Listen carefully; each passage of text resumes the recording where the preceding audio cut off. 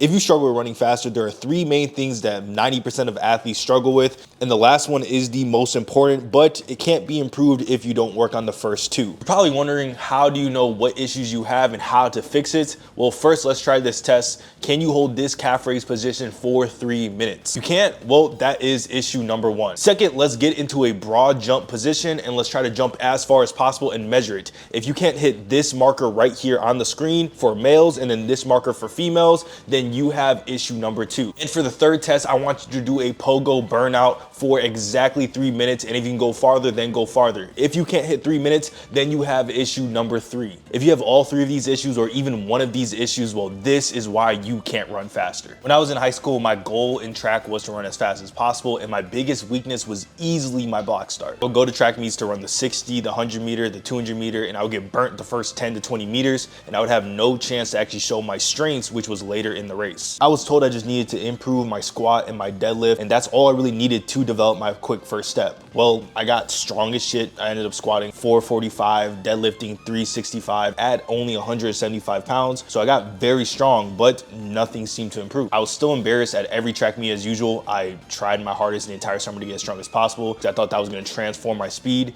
And I kind of told everyone, like, I'm gonna be this guy, I'm gonna be this fast guy. And I still came on the track, completely underperformed what I thought I should have done, when really it just wasn't helping me at all, the work I was actually doing. And this is because strength is one important part of running faster, but when it comes to the foundation of sprinting fast, it actually goes all the way down to the tendon level and all these small muscles in your foot and lower limb complex. Once I finally finished the true weakness I had, which wasn't the strength side of things, then I saw drastic improvements in my acceleration, and I was actually able to keep up and even beat some of the top guys in my state when it came to running the 100, the 200, and the 60. I took this formula that helped me drastically improve my sprint speed, especially in the acceleration, and I actually optimized it so I can transform hundreds of athletes. I'm going to break down to the three issues that I had that 90% of athletes actually struggle with. Acceleration is one of the most common issues that almost every single athlete who isn't fast, who can't run 10.6, 10.8, 10.4, the reasons why they can't is usually in the acceleration phase. So I'm gonna break down the three main issues that most athletes are gonna struggle with. If you struggle with holding the calf raise position for 3 minutes, this means you lack isometric strength, which has a lot to do with early acceleration.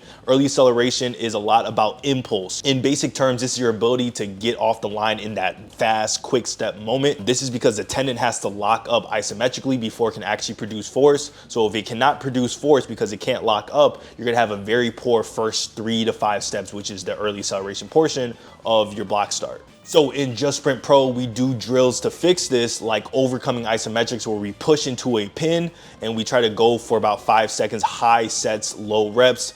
Also in Just Sprint Pro, we do isometric holds like you saw at the beginning of the video. We do other variations that train more sport-specific angles that will help you produce force at the right angles when you're actually sprinting in the 40-yard or, you know, in a track meet. Hey, if you want a free workout from the Speed Academy, I call it Just Sprint Pro because this video was recorded a long time ago before I actually changed the name. It's called the Speed Academy. Now, if you want a free workout, I have a ultimate speed manual in the first link in the bio. It's completely free, or you go check out the pinned comments. It'll come with a free workout, a speed athlete checklist, and a athlete cheat sheet, all for free. Just go click the link in the bio, get the free workout. It's called the Speed Academy, not Just Sprint Pro. Let's get straight back to the video.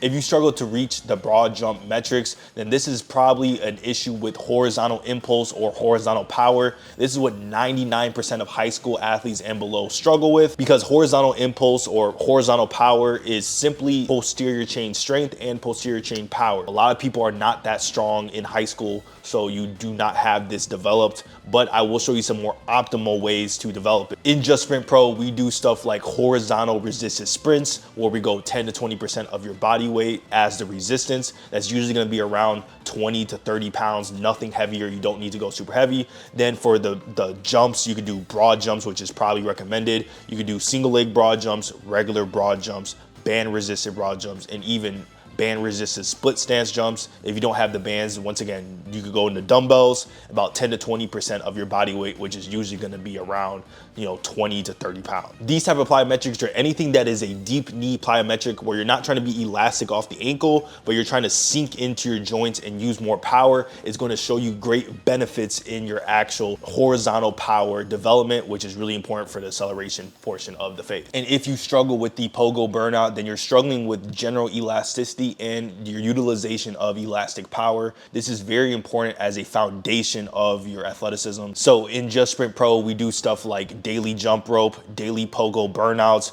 or we'll add a burnout session at the end of every single workout. So a 3-minute pogo burnout or a 3 to 5 minute skip backwards, sideways, karaoke, things like that, where you're showing your ankle different angles, but you're also doing it for time, for long periods of time. That way you can actually burn out the lower limb complex and it'll come back stronger and make you more elastic in the long term. The reason why I said this is why you're not running faster is because at every single track meet I watch, basketball game I play, and football game I see, every single athlete struggles with acceleration. All the top athletes you see usually are excelling in one specific thing, and that is being able to get off the line fast. I do not believe that athletes are only good at one portion of the race. You're not a top end speed guy. You're not a max velocity guy. You just suck at acceleration. The only time you see stuff like that where it's just this guy is a top end speed guy is at the very top level, the 9.8s, the 9.9s. If you can't even run 10.6, you are not a specific type of racer. You just lack proper athleticism development. It goes for the 40-yard too. If you can't even run a 4.6, you don't have a specific portion of the race you're strong in. You are just a lack of development in general. So if you are not running faster, the most important thing you need to develop is your acceleration. But what if you got your acceleration training down? You actually need to work your top end speed, your max velocity. Well, you can go ahead and watch this video right here, or you can go hop on my Just Sprint Pro membership. I have hundreds of athletes transforming their speed right now with this membership, and you can come join the team.